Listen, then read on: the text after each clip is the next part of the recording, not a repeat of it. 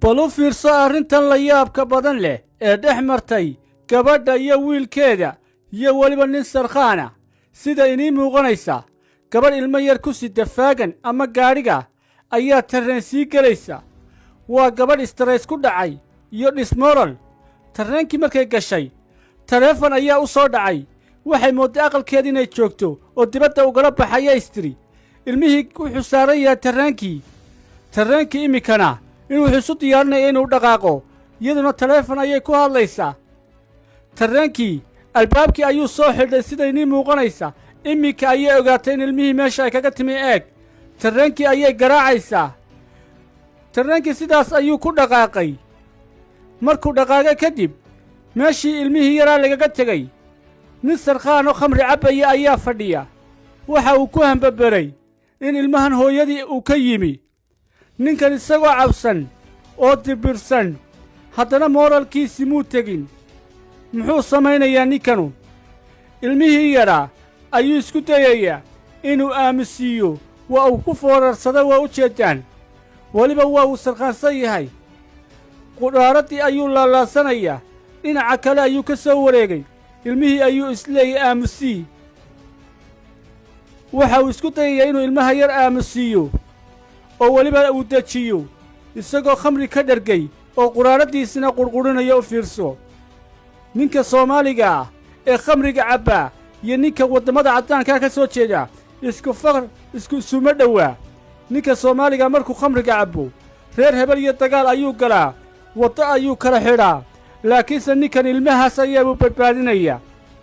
haddaba qaabkee ayuu u badbaadinayaa? bal u fiirso. tarreenkii waxa uu tegey isteebiskii labaad. ninku waa uu dhacdhacayaa sidaynii muuqanaysa. in kastoo uu cabsan yahay haddana waxa uu isku dayayaa ilmahan inuu badbaadiyo. tarreenkii ayuu la soo degay.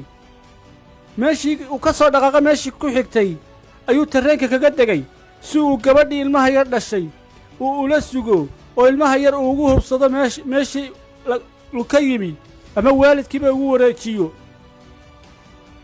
ogsanow ninkan isagoo cabsan ayuu arrintaas samaynayaa. sidaynii muuqanaysa ilmihii yaraa dhinaciisii ayuu fadhiistay. wuxuu sugayaa tarreenka ku xiga. bal hooyadii ilmaha dhashay inay tarreenka soo raacdo oo uu ku wareejiyo. waxa uu u quudhi waayey inuu halkaa kaga tago. tarreenkii labaad ayaa yimi. yaa saaran? hooyadii ilmahan dhashay ayaa saaran. daaqadda ayay ka aragtay. albaabadii ayaa furmay. wataa ku soo carartay ilmihii yaraa. u fiirso. ilmihii yaraa ayay wataa ku soo carartay. markii hore ayay hab siisay. ninkii sarkhaankaabay hab siisay.